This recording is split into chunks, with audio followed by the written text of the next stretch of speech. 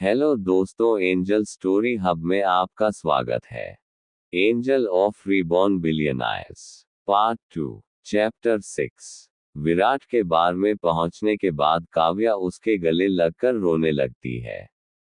जब विराट उसके रोने का कारण पूछता है तो काव्या अपने आंसू पोंछते हुए पहले उसे वहां का बिल चुकाने को कहती है। काव्या की बात सुनकर विराट हैरान होते हुए बार अटेंडर की तरफ देखने लगता है। वहीं जब वो बार अटेंडर विराट को अपनी तरफ देखते हुए पाता है तो वो जल्दी से एक बिल स्लिप उसकी तरफ बढ़ा देता है। जब विराट वो स्लिप देखता है तो हैरान हो जाता है। काव्या ने वहां से पूरे 12,000 रुपयों की शराब ली थी, जो 2003 के वक्त एक बड़ी रकम मानी जाती थी। बिल स्लिप को देखकर विराट हैरानी से काव्या की तरफ देखने लगता है। विराट को खुद को ऐसे देखते देखकर काव्या पपेट फेस बनाते हुए विराट से उस बिल को पे करने के लिए कहती है। काव्या का ऐसा करते देखकर विराट को हंसी आ जाती है और वो फिर अपने पैकेट से अपना वॉलेट निकालता है और फिर उसमें से 1,000 के 12 नोट निकालकर उस बार अटेंडर को दे देता है। बार अटेंडर को पैसे देने के बाद वो काव्या का हाथ पकड़कर उसे बार के बाहर लेकर जाने लगता है। विराट को ऐसा करते देख काव्या कोई रिएक्शन नहीं देती है और चुपचाप उसके साथ चलती रहती है। विराट भी अब तक काव्या के हरकतों और उसकी टूटती हुई आवाज को सुनकर समझ चुका था कि वो इस वक्त नशे में है और नशे के कारण ही वो ऐसे बचकानी हरकतें कर रही है। बार से निकालने के बाद विराट काव्या से कहता है, तुम अपने फ्लैट पर चली जाओगी या मैं छोड़ने आऊं? विराट का ये सवाल सुनकर काव्या अपना एक हाथ अपने सर पर रखकर कुछ सोचने की एक्टिंग करने लगती है। कुछ देर तक सोचने की एक्टिंग करने के बाद वो विराट का एक हाथ पकड़कर उससे झुलाते हुए कहती है, नहीं, कल तुम मेरे घर रुके थे, इसलिए आज मैं तुम्हारे घर पर रुकूंगी। ऐसा कहकर वो ही करके हंसने लगती है। काव्या की ये बचकानी हरकतें देखकर विराट को थोड़ा गुस्सा आने लगता है, लेकिन वो ज्यादा कुछ नहीं बोलता है और चुपचाप काव्या को लेकर अपने घर की तरफ पैदल ही चल देता है। चलते हुए रास्ते में ही काव्या एक जगह रुक जाती है और फिर अपने गले में पहनी चेन निकालकर विराट की तरफ बढ़ाते हुए कहती है, विराट, ये पकड़ और जब मैं तुझे तेरे पैसे वापस कर दूंगी तो तू मुझे ये चेन भी वापस कर देना। काव्या की ये बात सुनकर विराट उसकी तरफ हैरानी से देखने लगता है। फिर वो कुछ सोचकर उससे कहता है, अगर तुम्हारे पास ये चेन थी तो तुमने मुझे बिल पे करने के लिए क्यों बुलाया? विराट की ये बात सुनकर काव्या अपनी आंख दिखाते हुए विराट से कहती है, तू अंधा है क्या? तुझे दिख नहीं रहा है ये एक सोने की चेन है और इसके वजन के हिसाब से ये करीब 40,000 की है। और अगर मैं ये चेन 12,000 के बदले उस बंदर की शक्ल वाले बार अटेंडर को दे देती तो मुझसे बड़ा बेवकूफ कोई होता क्या? काव्या की ये बात सुनकर विराट ने भी काव्या के चेन को एक बार अपनी हाथ में लेकर देखता है। उस चेन को हाथ में लेने के बाद विराट को समझ आता है कि वो चेन सच में वजनदार थी। इसलिए वो एक नज़र उस चेन को देखता है और फिर उसे काव्या के गले में पहना देता है। विराट को वो चेन अपने गले में वापस पहनाते देखकर काव्या कुछ नहीं बोलती है और सिर्फ अपना सर हिला देती है। करीब आधे घंटे बाद वो दोनों चलते हुए विराट के घर पहुंच जाते हैं। विराट ने घर आते समय ही नीतीश के रेस्टोरेंट से अपने और काव्या के लिए कुछ डिशेस पैक करवा कर ले लिया था। घर आने के बाद वो काव्या से हॉल में बैठने को कहकर किचन में चला जाता है। किचन में जाने के बाद वो 2 प्लेट्स में उन डिशेस को लेकर काव्या के पास आ जाता है।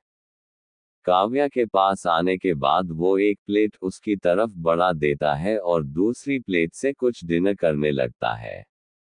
करीब 15 मिनट में वो दोनों अपना डिनर कर लेते हैं और उसके बाद विराट काव्या को एक रूम के पास ले जाकर उससे उसमें जाने के लिए कहता है। लेकिन काव्या विराट की बात को इग्नोर करते हुए उससे उसके रूम के बारे में पूछती है।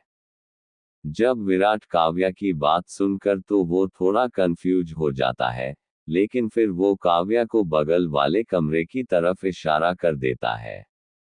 विराट का इशारा पाकर काव्या जल्दी से विराट के रूम में चली जाती है और फिर उसके रूम का डोर बंद कर देती है। काव्या के इस हरकत को देखकर विराट का दिमाग खराब हो जाता है और थोड़े गुस्से के साथ काव्या को रूम के दरवाजे को खोलने को कहता है।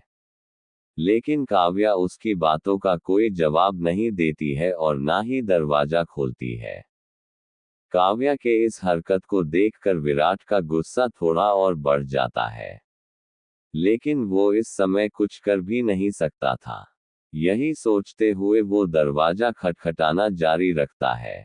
विराट ऐसा कर ही रहा होता है कि तभी उसका हाथ दरवाजे के लॉक पर पड़ता है और फिर वो दरवाजा तुरंत खुल जाता है। ये होते ही विराट थोड़ा चौंक जाता है, लेकिन उसकी हैरानी अंदर के सीन को देखकर और ज्यादा बढ़ जाती है। कमरे के अंदर काव्या बिना कपड़ों के खड़ी थी और उसके हाथों में विराट की एक टी शर्ट थी, जिसे वो पहन रही थी। ये देखकर विराट झट से अपना मुंह दूसरी तरफ घुमा लेता है। वहीं दूसरी तरफ काव्या विराट को ऐसे अंदर आते देख थोड़ा मुंह बनाते हुए बोलती है, तुम्हारे अंदर पेशेंस नाम की कोई चीज नहीं है क्या, जो हमेशा ही ऐसे उतावले रहते हो? काव्या के इस सवाल को सुनकर विराट का चेहरा शर्मिंदगी से लाल हो गया और फिर वो बिना कुछ बोले अपनी अलमारी से कुछ कपड़े लेकर वॉशरूम में चेंज करने चला गया। वहीं दूसरी तरफ जैसे ही विराट वॉशरूम के अंदर गया तो काव्या ने भी विराट की टी शर्ट जो उसने अपने हाथों में ली हुई थी उसे पहन ली। विराट की वो टी शर्ट काव्या के थाइज तक ही आ रही थी, जिस कारण से उसकी सुंदर टंगे नजर आ रहे थे। फिर विराट के बेड पर रखे अपने कपड़ों को साइड में रख दी। ऐसा करने के बाद वो उस कमरे से बाहर चली गई। काव्या के बाहर जाने के कुछ देर बाद विराट भी चेंज करके वॉशरूम से बाहर आ गया। वॉशरूम से बाहर आने के बाद विराट ने देखा कि काव्या उसके कमरे में नहीं है तो उसे लगा कि वो दूसरे कमरे में चली गई है। ये सोचकर विराट ने एक गहरी सांस भरी और फिर लाइट्स ऑफ करके अपने बेड पर लेट गया। आज का पूरा दिन विराट के लिए बेहद थका देने वाला दिन था, जिस कारण से बेड पर लेटते ही उसे नींद आने लगी, जिस कारण से वो तुरंत सो गया। विराट के सोने के कुछ देर बाद काव्या भी एंगराई लेटे हुए कमरे में आ जाती है। उसके हाथ में इस वक्त एक पानी का जग था। दरअसल काव्या दूसरे कमरे में नहीं गई थी, बल्कि वो किचन में पानी पीने और पानी का जग लाने के लिए गई थी। जैसे ही काव्या कमरे के अंदर आई तो उसने देखा कि विराट पहले लाइट्स ऑफ करके सो चुका है। ये देखकर काव्या ने अपना मुंह टेढ़ा किया और फिर वो जैसे तैसे खिड़की से आ रही हल्की रोशनी के सहारे बेड के साइड टेबल पर पानी का जग रखकर विराट के बेड पर ही दूसरी तरफ से आकर लेट गई। बेड पर लेटने के बाद उसे भी नशे और थकान के कारण नींद आने लगी और फिर वो विराट के बगल में ही लेट गई। अगले दिन 9 बजे के करीब विराट की नींद खुली। उठने के बाद वो जैसे ही उठने को हुआ कि तभी उसे अपने ऊपर कुछ भारी और नर्म चीज के होने का एहसास हुआ। ये एहसास होते ही उसने नजर घुमाकर देखा तो काव्या उसके ऊपर अपने पैर रखकर बड़े आराम से सोई हुई थी। काव्या को अपने बगल में सोता देखकर विराट थोड़ा हड़बड़ा गया। हड़बड़ाहट में जैसे ही वो उठने की कोशिश करने लगा कि तभी काव्या भी आंख मीचते हुए उठ गई और फिर वो आधे नींद में ही विराट पर गुस्सा करते हुए बोली, क्या यार विराट, तू आराम से सोने भी नहीं देता है। काव्या की ये बात सुनकर विराट को समझ नहीं आया कि वो क्या बोले, क्योंकि ऐसा तो था नहीं कि काव्या कोई पहली बार उसके साथ सोई थी। उन दोनों ने ना जाने कई बार एक दूसरे के साथ बेड शेयर किया था, इसलिए वो इस बारे में कुछ नहीं बोल सकता था। इसलिए विराट ने कुछ देर सोचने के बाद बोला, अरे काव्या, मैं तो तुम्हें उठा रहा था, नहीं तो तुम्हें ऑफिस जाने में लेट हो जाती ना। विराट की ये बात सुनकर काव्या की भी नींद अब पूरी तरह से भाग गई और फिर वो एक सैड सी स्माइल के साथ विराट से बोले, मुझे जॉब से निकाल दिया उस खुश्त बूढ़े ने। काव्या के ये कहते ही विराट एकदम से चौंक गया। चैप्टर 7। जब विराट ने अपने बात को बदलते हुए काव्या से उसके ऑफिस जाने के बारे में सवाल किया तो काव्या ने अपने चेहरे पर एक सैड सी स्माइल लाते हुए बोली, यार उस खुश्त बूढ़े ने मुझे जॉब से निकाल दिया। जैसे ही विराट के कानों में काव्या की ये बात सुनाई दी तो वो एकदम से हैरान हो गया और फिर उससे बोला, ये खुश्त बूढ़ा कौन है और उसने तुम्हें जॉब से क्यों निकाला? विराट की ये बात सुनकर काव्या ने अपना मुंह बनाते हुए बोली, यार तुम उस बूढ़े और जॉब को छोड़ो और ये बताओ कि क्या मैं तुम्हारे घर पर कुछ दिनों के लिए रुक सकती हूँ? काव्या के ये कहते ही विराट एक बार फिर से हैरान हो गया। फिर उसने अपनी हैरानी को साइड करते हुए काव्या से सवाल किया, लेकिन तुम्हारे पास तो फ्लैट है ना, तो क्या तुम उसमें नहीं रहोगी? विराट की ये बात सुनकर काव्या अपना मुंह बनाते हुए बोली, यार तुझे तो पता है ना कि वो फ्लैट मुझे कंपनी ने ही दी थी। इसलिए अब जब जॉब ही नहीं रही तो फ्लैट कैसे रहेगी? कल ही उस बूढ़े ने मुझे फ्लैट भी खाली कर देने के लिए कहा है। काव्या की ये बात सुनकर विराट कुछ देर के लिए सोच में पड़ गया। फिर उसने एक गहरी सांस लेते हुए बोला, ठीक है, तुम अपना सामान मेरे बगल वाले कमरे में शिफ्ट कर लो और किराए के रूप में मेरे लिए खाना बना दिया करना। विराट की ये बात सुनकर काव्या को हंसी आ गई। काव्या को हंसते देख विराट ने भी मुस्कुरा दिया। तभी उसे ख्याल आया कि आज उसे नीलामी में जाना है।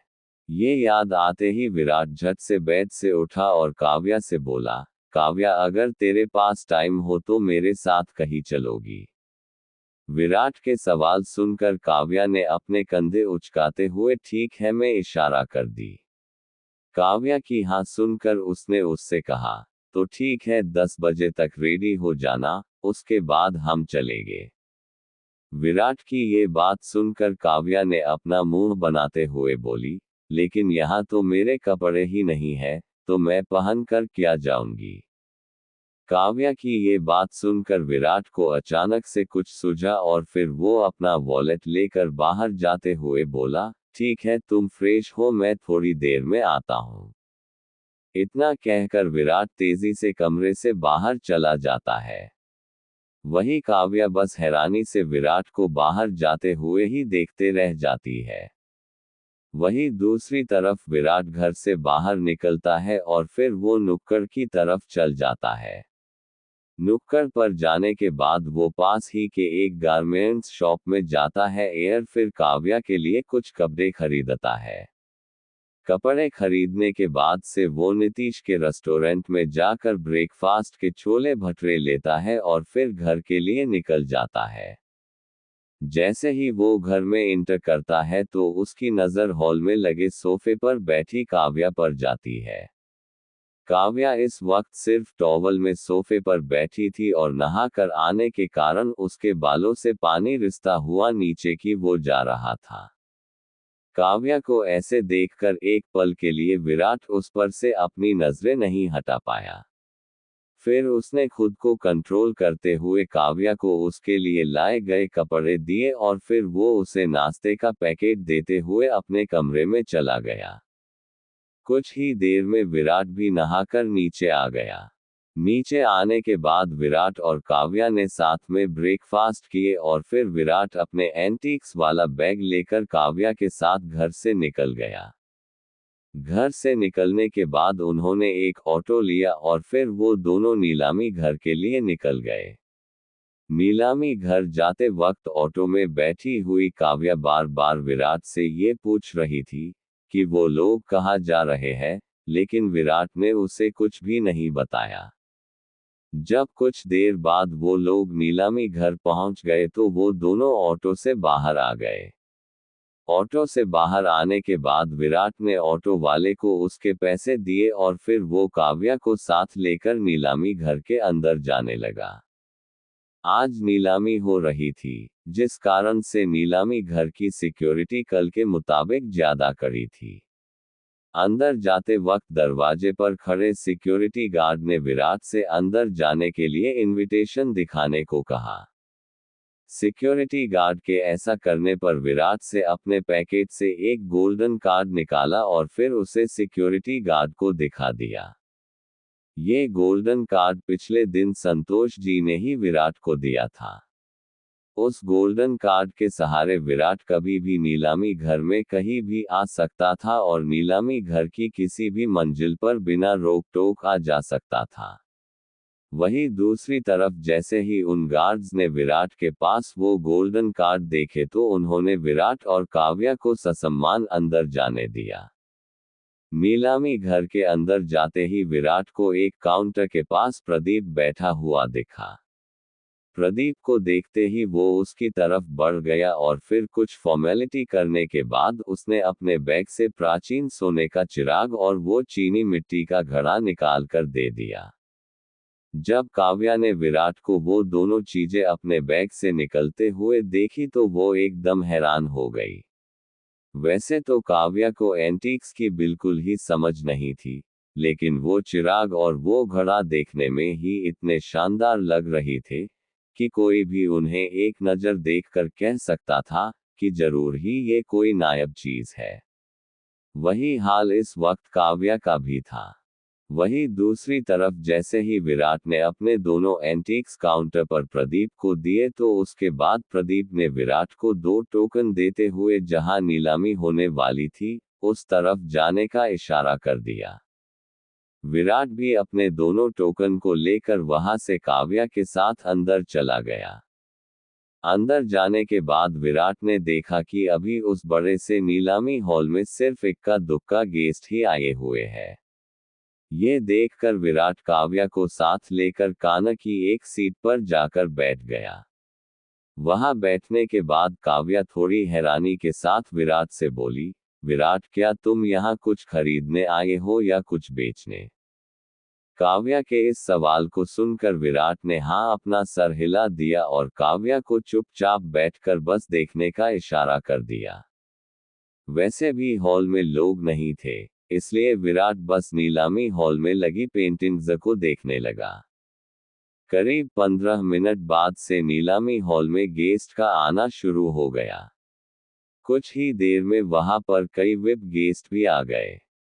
10 मिनट के अंदर ही वो पूरा नीलामी हॉल गेस्ट से भर गया। उसके बाद ठीक 11 बजे से हॉल के सामने बनी स्टेज पर एक बेहद खूबसूरत लड़की आई। वो लड़की इस नीलामी हॉल की होस्ट थी और वही नीलामी में आते चीजों की कीमत सबको बताकर नीलामी शुरू करती थी। उसके आने के बाद उसकी खूबसूरती को देखकर कई गेस्ट आहे भरने लगे। वहीं दूसरी तरफ वो खूबसूरत लड़की स्टेज पर आने के बाद अपनी बड़ी बड़ी आंखों से सबको निहारने के बाद अपनी अदा का जादू चलाते हुए नीलामी शुरू होने की घोषणा करती है। सबसे पहले नीलामी के लिए एक चीनी मिट्टी का कप सेट आता है, जिसकी शुरुआती कीमत वो लड़की 2 लाख बताती है। कप सेट की कीमत सुनकर वहां बैठे गेस्ट आपस में खुसूर फुसूर करने लगते हैं।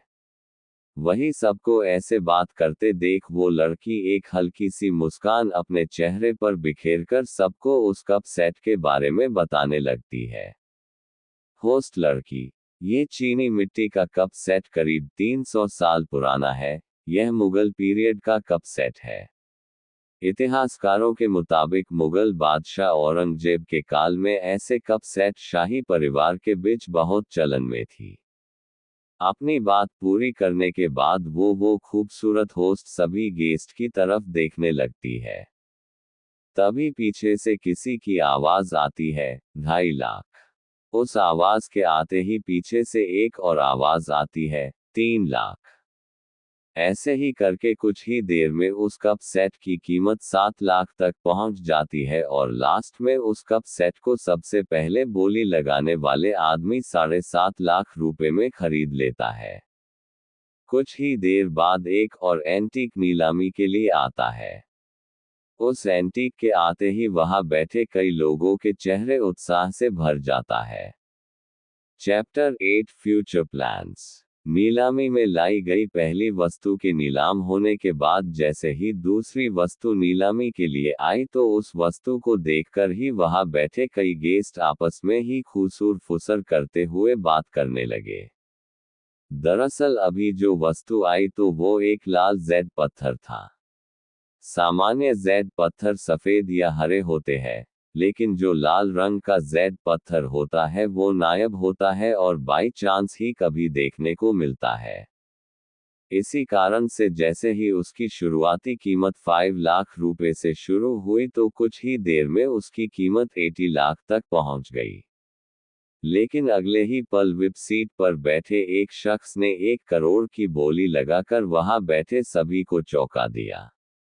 उस शख्स के बोली लगाने के बाद किसी ने भी बोली को बढ़ाने की हिम्मत नहीं की और ऐसे उस खूबसूरत होस्ट ने वो लाल जेड पत्थर उस शख्स के नाम कर दी।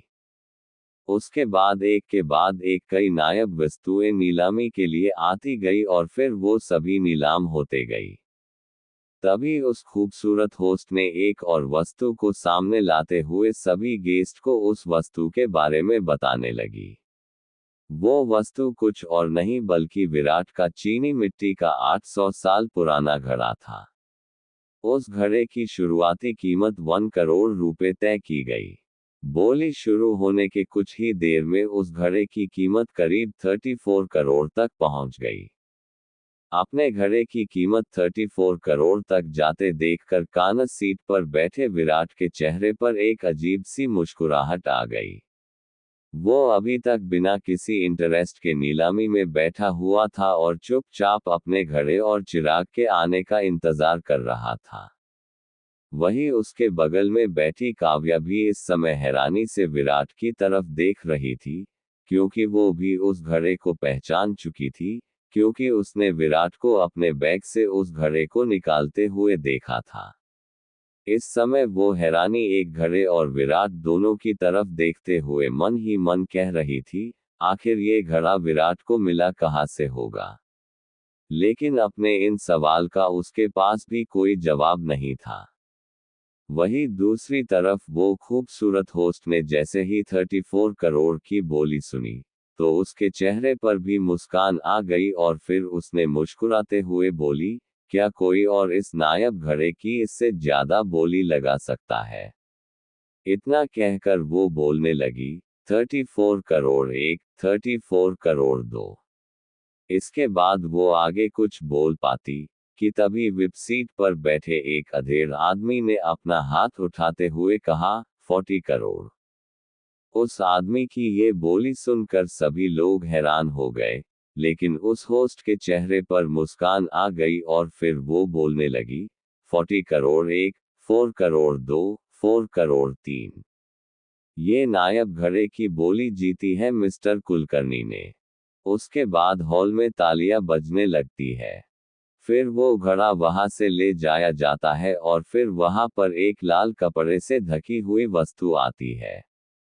उसके आने के बाद होस्ट बोलती है, अब बारी है आज की नीलामी की सबसे आखिरी और सबसे नायाब वस्तु की, जो है प्राचीन सोने से बना 1200 साल पुराना शाही चिराग। उसके बाद वो उस लाल कपड़े को उसके ऊपर से हटा देती है। कपड़े के हटाने के बाद वो गेस्ट से कहती है, इस चिराग की शुरुआती कीमत है 8 करोड़ रुपए, और जब भी कोई इसकी बोली लगाएगा तो उसमें 50 लाख का डिफरेंस होना अनिवार्य है। उस होस्ट की ये बात सुनकर सभी लोग एक दूसरे से बातें करने लगे, क्योंकि अभी तक जितनी वस्तु नीलाम हुई थी, उसमें ऐसे कोई भी शर्त नहीं रखी गई थी। वहीं उन गेस्ट की हैरानी को दरकिनार करते हुए वो खूबसूरत होस्ट बोली शुरू कर देती है। बोली शुरू होने के बाद कुछ देर तक वहां पर खामोशी छा जाती है, लेकिन तभी एक बूढ़ा आदमी अपना हाथ उठाते हुए 12 करोड़ की बोली लगाता है। उस आदमी के ऐसा करने के बाद मानो वहां पर एक जंग छिड़ जाती है और सभी उस शाही चिराग को अपना बनाने के लिए एक दूसरे से बढ़कर बोली लगाने लगे। कुछ ही देर में उस शाही चिराग की बोली 8 करोड़ से बढ़कर 91 करोड़ तक चली गई। चिराग की बोली 91 करोड़ तक बढ़ने के बाद जैसे ही वो होस्ट कुछ बोलने वाली थी, कि तभी मिस्टर कुलकर्णी ने फिर से अपना हाथ उठाते हुए 100 करोड़ की बोली लगा दिए। उनकी ये बोली लगाते ही कुछ पल के लिए नीलामी हॉल में खामोशी छा गई। उसके बाद वो खूबसूरत होस्ट सदमे से बाहर आते हुए चेहरे पर एक बड़ी सी मुस्कान के साथ बोलने लगी, 100 करोड़ 1, 100 करोड़ 2 और 100 करोड़ 3। ये नायब शाही चिराग भी अब मिस्टर कुलकर्णी का हुआ। मिस्टर कुलकर्णी के लिए एक बार जोरदार तालियां। उसके ऐसा कहते ही नीलामी हॉल में तालियां बजने की आवाज सुनाई देने लगती है। उसके बाद वो होस्ट सभी से अपने अपने खरीदे गई आइटम्स को कलेक्ट करने को कहकर वहां से चली जाती है। उसके जाने के बाद कई गेस्ट मिस्टर कुलकर्णी के पास जाकर उन्हें घड़े और चिराग के लिए बधाई देते हैं। उसके बाद जितने लोगों ने कुछ आइटम्स खरीदे थे, वो लोग उस आइटम की कीमत देकर अपने अपने आइटम को लेने के लिए चले गए। कुछ देर बाद विराट भी काव्या को साथ लेकर हॉल से बाहर आकर काव्या को वेटिंग लॉन्ज में बैठाकर गंगा प्रसाद जी के केबिन की तरफ चल देता है। जैसे ही वो उनके केबिन के अंदर जाता है, तो गंगा प्रसाद जी बड़े गर्मजोशी से उसका स्वागत करते हैं और उसे बैठने के लिए कहते हैं। विराट के बैठने के बाद प्रदीप गंगा प्रसाद जी के केबिन में आता है और फिर गंगा प्रसाद जी को एक चेक देता है। उस चेक को लेने के बाद वो उस चेक को एक नज़र देखते हैं और फिर उसे विराट की तरफ बढ़ाते हुए कहते हैं, ये लो विराट बेटा, तुम्हारी अमानत। गंगा प्रसाद जी के ऐसा कहते ही विराट उनसे वो चेक लेता है और फिर उस पर का अमाउंट देखता है। उस चेक पर का अमाउंट देखकर वो थोड़ा चौंक जाता है। जब गंगा प्रसाद जी विराट का हैरान चेहरा देखते हैं तो वो मुस्कुराते हुए कहते हैं, विराट बेटा चौंको मत, हमने तुम्हारे आइटम में सिर्फ 5% कमीशन ही लिया है, इसलिए तुम्हें ये अमाउंट ज्यादा लग रहा है। गंगा प्रसाद जी की बात सुनकर विराट उनसे इस उपकार का कारण पूछता है। विराट का सवाल सुनकर गंगा प्रसाद जी एक गहरी सांस भरते हैं और फिर गंभीरता से कहते हैं, देखो विराट बेटा, मैं एक कारोबारी हूं, और मैं कभी भी कोई घाटे का सौदा नहीं करता हूं। मैंने तुमसे कमीशन काम इसलिए लिया है, क्योंकि मैं चाहता हूं कि तुम आगे से जितने भी एंटीक बेचो वो हमारे नीलामी घर से ही बेचो। इसमें तुम्हारा और हमारा दोनों का ही फायदा है। गंगा प्रसाद जी की ये बात सुनकर विराट के चेहरे पर एक हल्की सी मुस्कान आ गई और फिर उसने अपना सर हाँ में हिला दिया। विराट को अपनी बात मानते देखकर गंगा प्रसाद जी के चेहरे पर एक बड़ी सी मुस्कान आ गई। उसके बाद वो दोनों कुछ इधर उधर की बात करने के बाद गंगा प्रसाद जी ने विराट से बोले, वैसे विराट बेटा, अगर तुम बुरा ना मानो तो क्या मैं एक बात पूछूं तुमसे? गंगा प्रसाद जी के इस सवाल पर विराट थोड़ा हैरान हो गया, लेकिन फिर वो अपना सर हाँ में हिलाते हुए गंगा प्रसाद जी से उनका सवाल पूछने को कहता है। विराट का सवाल सुनकर गंगा प्रसाद जी भी कुछ पल हिचकिचाने के बाद एकदम से पूछ देते हैं, वैसे बेटा, तुम इतने पैसों का करने क्या वाले हो? चैप्टर 9। नीलामी खत्म होने के बाद जब विराट गंगा प्रसाद जी ने उसे उसकी एंटीक्स की कीमत दी और फिर वो विराट से उसकी फ्यूचर प्लानिंग के बारे में पूछने लगे। गंगा प्रसाद जी का ये सवाल सुनकर विराट ने बस मुस्कुराते हुआ अपना कंधा उचका दिया। जब गंगा प्रसाद जी ने विराट को ऐसा करते देखे तो वो समझ गए कि विराट उन्हें कुछ नहीं बताने वाला। उसके बाद विराट ने गंगा प्रसाद जी से फिर मिलने को कहकर उनके केबिन से बाहर निकल गया। विराट अभी उनके कमरे से बाहर निकला ही था कि तभी उसके फोन में मैसेज आने की बिप बजी। जब विराट ने अपना फोन चेक किया तो उस मैसेज में लिखा था, आज रात के डिनर पर टाइम से आ जाना, इम्पोर्टेंट बात करनी है। क्वोट। ये मैसेज देखकर वो थोड़ा हैरान हो गया, क्योंकि ये मैसेज किसी और नहीं बल्कि उसके दादाजी ने भेजा था। उस मैसेज को देखकर विराट के मन में न जाने कैसे कैसे ख्याल आने लगे कि पता नहीं दादाजी क्या इम्पोर्टेंट बात करने वाले हैं। विराट यही सब सोचते हुए नीचे आ गया। नीचे आने के बाद तुरंत ही उसके पास काव्या आई और फिर उससे चलने के लिए कहा। काव्या की बात सुनकर विराट अपने ख्यालों से बाहर आया और फिर वो उसके साथ नीलामी घर से निकल गया। नीलामी घर से निकलने के बाद काव्या ने भी एक्साइटेड होते हुए विराट से सवाल की, विराट तू अब इन पैसों का क्या करने वाला है? काव्या का ये सवाल सुनकर विराट ने भी मुस्कुराते हुए जवाब दिया, फिलहाल तो मैं कोई बिजनेस स्टार्ट करने के बारे में सोच रहा हूँ, लेकिन सबसे पहले अभी हमें तेरे फ्लैट पर जाना है ना, ताकि तू अपना सामान वहां से शिफ्ट कर सके। विराट की ये बात कहते ही काव्या ने अपने सर हाथ रखते हुए बोली, अरे हाँ, मैं तो इस बारे में भूल ही गई थी। अगर आज फ्लैट खाली नहीं किया तो कल वो बुढ़ा मेरा सामान फ्लैट से बाहर फेंकवा देगा। इतना कहकर काव्या जल्दी से एक ऑटो रोक लेती है। विराट भी काव्या के पीछे पीछे उस ऑटो में बैठ जाता है और फिर वो दोनों काव्या के फ्लैट के लिए निकल जाते हैं। कुछ देर के बाद उनकी ऑटो एक बिल्डिंग के पास आकर रुकती है। वहां रुकने के बाद विराट एक नज़र उस बिल्डिंग को देखता है। वो एक नई बनी हुई बिल्डिंग थी, जिसका अभी पूरी तरह से फिनिशर का काम भी खत्म नहीं हुआ था। उस बिल्डिंग को देखकर अचानक से विराट के मन में एक आइडिया आता है। उस आइडिया के आते ही विराट के चेहरे पर एक हल्की सी मुस्कान आ जाती है। उसके बाद वो बिना कुछ बोले काव्या के पीछे पीछे उसके फ्लैट में चला जाता है। काव्या के फ्लैट में जाने के बाद काव्या जल्दी से अपने कमरे में जाती है और फिर वहां से दो बड़े बड़े बैग निकलती है। उसके बाद वो अपने अलमारी से कपड़े और बाकी की चीजें निकालकर उन बैग्स में पैक करने लगती है। काव्या जितने देर अपने बैग्स पैक कर रही थी, उतने देर में विराट ने काव्या के कहने पर हॉल में लगे कुछ डेकोरेशन के सामान को एक बैग में पैक कर दिया। अपने सम को अच्छे से पैक करने के बाद काव्या ने एक नज़र अपने कमरे और हॉल को देखी और फिर वो विराट के साथ फ्लैट से निकल गई। फ्लैट से निकलने के बाद उन दोनों ने एक ऑटो ली और फिर उसमें सारा सामान लेकर विराट के घर के लिए निकल गए।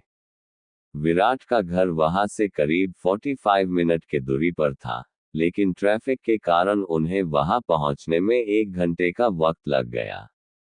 घर पहुंचने के बाद विराट ने ऑटो वाले की मदद से सारा सामान ऑटो से उतारा और फिर ऑटो वाले को उसके पैसे देकर काव्या का सारा सामान लेकर अंदर आ गया। अंदर आने के बाद उसने उसका सामान हॉल में ही छोड़ दिया और फिर हॉल में लगे सोफे और जाकर बैठ गया। काव्या के बैग्स को उठाने रखने में विराट थक गया था और थकावट के कारण उसे पसीना भी आने लगा था। वहीं जब काव्या ने विराट की हालत देखी तो वो उसके लिए किचन से पानी लाने चली गई। कुछ ही देर बाद वो किचन से पानी लाई और विराट की तरफ पानी का ग्लास बढ़ा दी।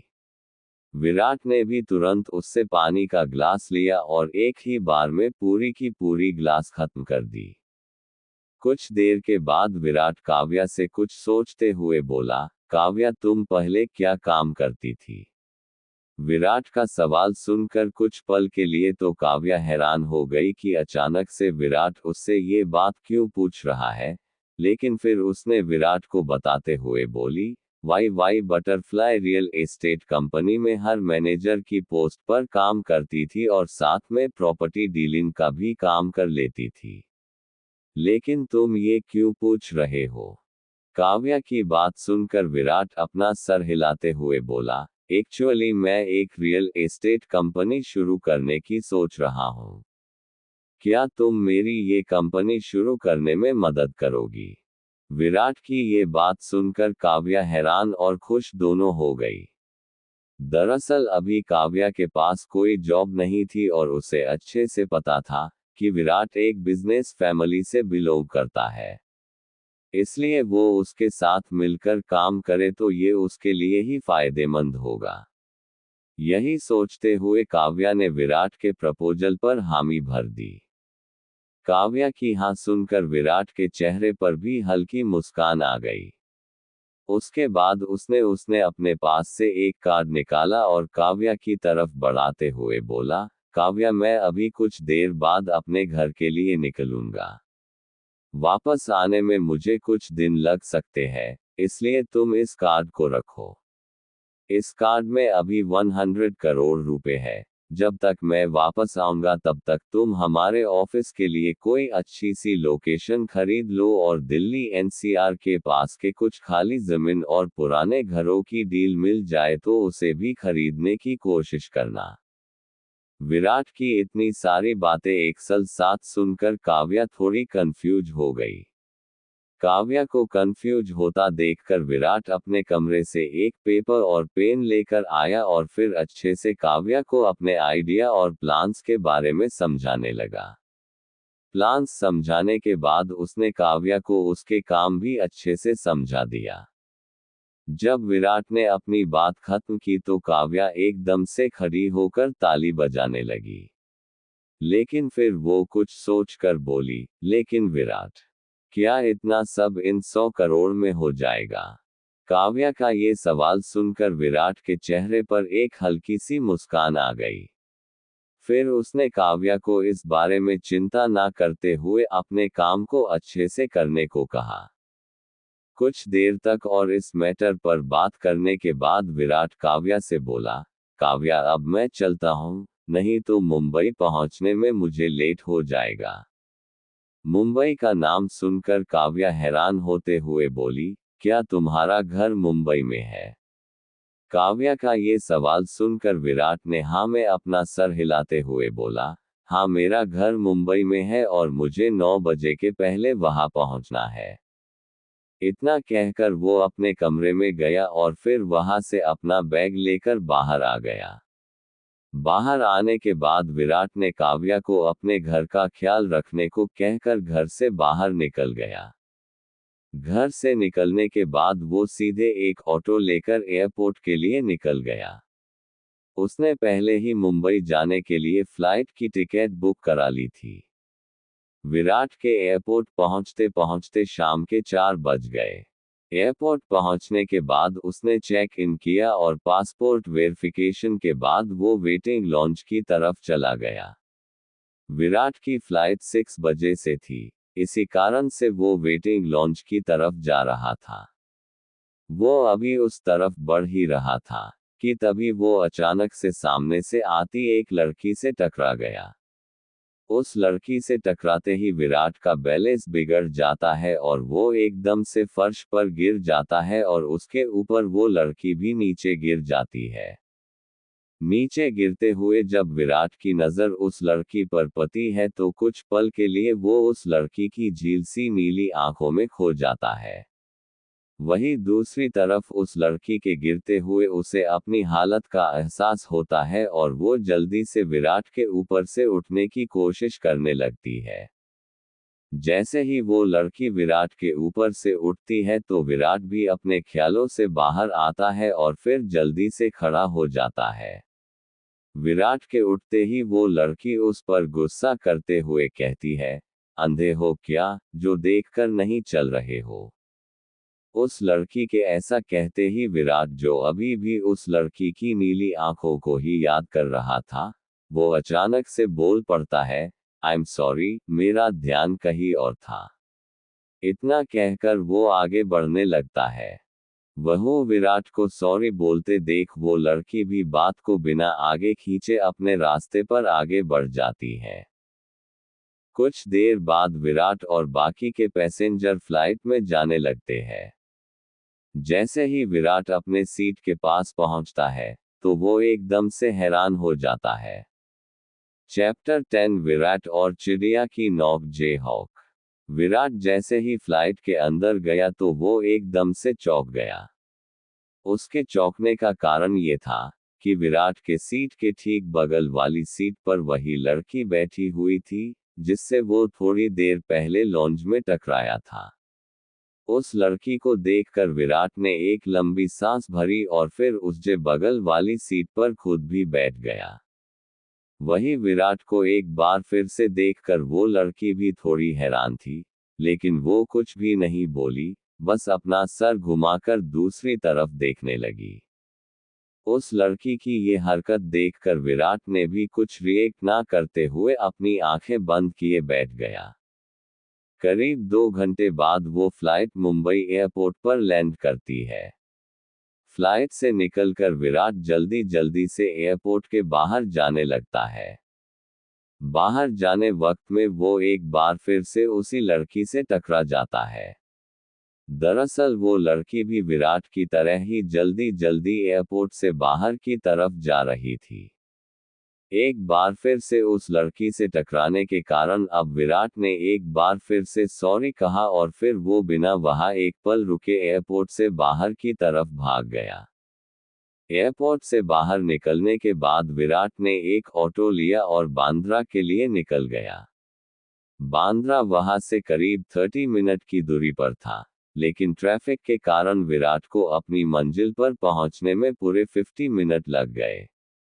अब तक रात के 9 बजने के सिर्फ 3 मिनट बाकी थे। इसी कारण से विराट ने जल्दी से ऑटो वाले को एक 500 का नोट दिया और फिर बिना उस ऑटो वाले से चेंज लिए अपने सामने के एक बड़ी सी हवेली की तरफ दौड़ गया। जैसे ही वो उस हवेली के पास पहुंचा तो उस हवेली के बड़े से दरवाजे के पास खड़े गार्ड्स ने विराट को देखकर उस दरवाजे को खोल दिए। दरवाजा खुलते ही विराट किसी बंदूक से निकली गोली की तरफ हवेली की अंदर भागने लगा। कुछ ही देर में वो एक और दरवाजे से होते हुए एक बड़े से हॉल के अंदर एंटर कर गया। अंदर जाते हुए ही उसने जोर से आवाज लगाते हुए बोला, मैं आ गया, मैं आ गया, दादाजी, मैं आ गया। क्वोट। विराट के ऐसा कहने के बाद वहां पर किसी लड़की की हंसने की आवाज सुनाई देने लगी। जब विराट ने अपनी नजर घुमाकर उस आवाज की तरफ देखा तो उसे अपने सामने 15 साल की एक छोटी लड़की दिखाई दी। उस लड़की का चेहरा बेहद मासूम नजर आ रहा था और वो किसी परी की तरह मासूम और प्यारी नजर आ रही थी। विराट ने तुरंत ही अपने इस जन्म की यादों के सहारे जान लिया कि ये लड़की कोई और नहीं बल्कि उसकी छोटी बहन वमिका सिंघानिया थी, जिसे विराट प्यार से चिड़िया बुलाया करता था। उसे देखते ही विराट के चेहरे पर एक हल्की सी मुस्कुराहट आ गई और फिर वो उस वमिका के करीब गया और फिर अपने हाथों से उसके दोनों गालों को खींचते हुए बोला, कैसी है चिड़िया। विराट के ऐसा करते ही वमिका थोड़ा गुस्सा करते हुए बोली, वीर भाई, आप बहुत बुरे हो। पहले तो आप बिना हमें बताए दिल्ली चले गए और फिर कभी हमें कॉल भी नहीं करते थे। वमिका की इस बात पर विराट बस मुस्कुरा दिया।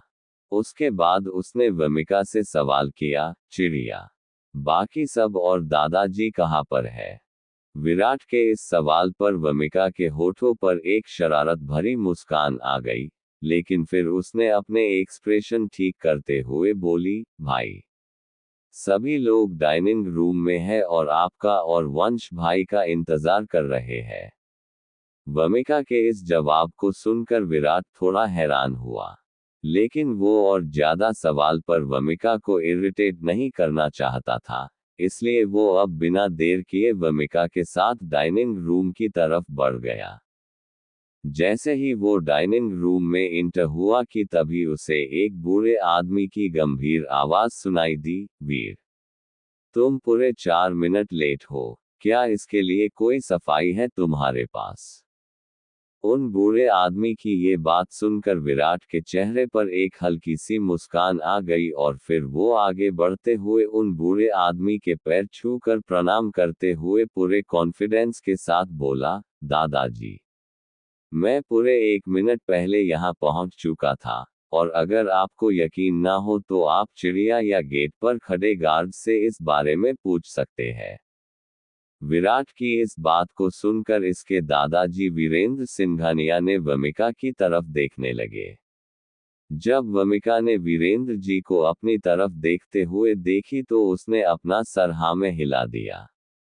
वमिका को विराट की बात और हामी भरते देखकर वीरेंद्र सिंघानिया ने अपने पास के एक खाली चेयर को खींचते हुए बोले, अगर ऐसी बात है तो ठीक है, अब तुम यहाँ मेरे पास बैठो और डिनर करो। वीरेंद्र सिंघानिया की बात सुनकर विराट अपना सर हिलाता है और फिर वो उनके पास वाली चेयर पर बैठ जाता है। विराट के बैठने के बाद वीरेंद्र सिंघानिया अपनी हाथ में बंधी घड़ी में समय देखते हैं, जिसमें अभी 9:15 PM बज रहे थे। ये देखकर उन्होंने गंभीर आवाज में बोले, सभी लोग अपना डिनर शुरू करें। वीरेंद्र जी की बात सुनकर टेबल पर ही बैठी विराट की बड़ी मम्मी बोली, पापा जी, थोड़ी देर और वेट कर लेते हैं, वंश अभी आता ही होगा। विराट की बड़ी मम्मी की बात सुनकर वीरेंद्र सिंघानिया ठंडी नजरों से उनकी तरफ देखते हुए बोले, अगर उसे आना होता तो वो कब का आ चुका होता, और अभी तक वो नहीं आया है, इसका मतलब उसे हमारे बात की कोई परवाह नहीं है, और ऐसे इंसान का इंतजार ये वीरेंद्र सिंघानिया कभी नहीं करता जिस इंसान को अपने बड़ों की बातों और समय की कद्र ना हो। वीरेंद्र सिंघानिया जी की ये बात सुनकर उस टेबल पर बैठे सभी लोग खामोशी से अपनी अपनी प्लेट की तरफ देखने लगे। वहीं दूसरी तरफ विराट की बड़ी मम्मी का मुंह बन गया और फिर वो चुपचाप अपना डिनर करने लगी। कुछ देर बाद सभी लोग डिनर करने के बाद वीरेंद्र सिंघानिया ने सभी की तरफ देखते हुए बोले, कल आप सभी 1 बजे तक तैयार हो जाइएगा। 1 बजे से हम सभी को सिद्धिविनायक मंदिर के लिए निकलना है। वीरेंद्र सिंघानिया जी के इस ऑर्डर को सुनकर सभी लोगों ने अपना सर हाँ में हिला दिया। उसके बाद वीरेंद्र जी ने अपने दोनों बेटों यानी विराट के पापा अजय सिंघानिया और उसके बड़े पापा विजय सिंघानिया की तरफ देखते हुए बोले, तुम दोनों अभी मेरे कमरे में आओ, मुझे तुम दोनों से कुछ इम्पोर्टेंट बात करनी है।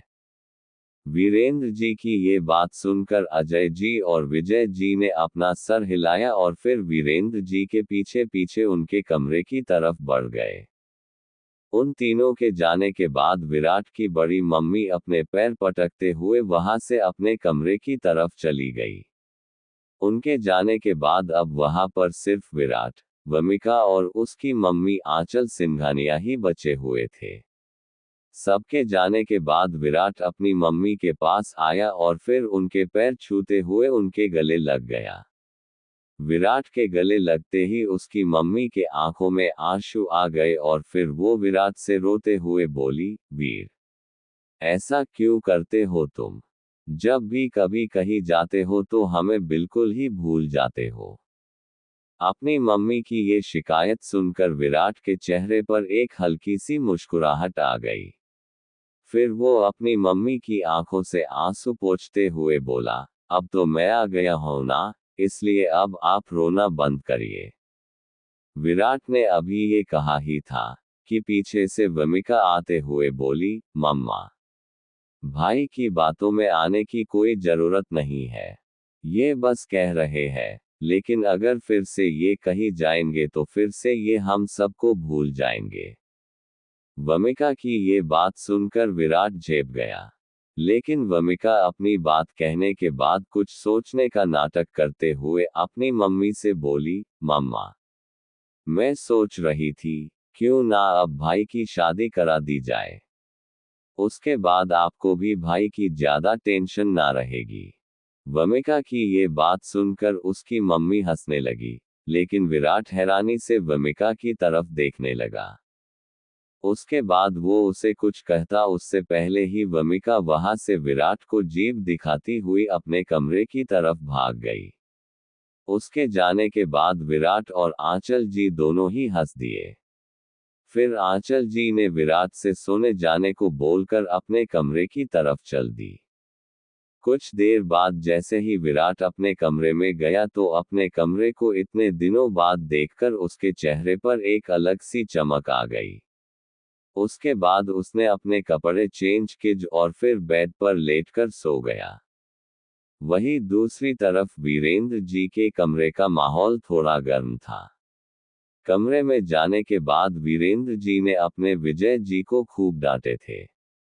फिर उन्होंने उन दोनों से बोले, कल सिद्धिविनायक मंदिर में वंश और विराट दोनों की शादी है, इसलिए कल दोनों को समय से मंदिर लेकर आना तुम दोनों का काम है।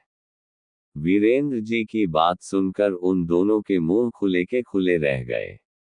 लेकिन दूसरी तरफ वीरेंद्र जी ने अपनी बात खत्म करके उन दोनों को वहां से जाने का इशारा कर दिए। क्या विराट वीरेंद्र जी के कहने पर शादी करेगा? क्या होगा जब विराट को पता चलेगा कि उसके दादाजी ने उसे मुंबई क्यों बुलाए है? क्या काव्या को छोड़ विराट किसी और से शादी कर लेगा? नेक्स्ट पार्ट देखने के लिए चैनल को सब्सक्राइब करें, लाइक और शेयर करना ना भूलें। Thank you.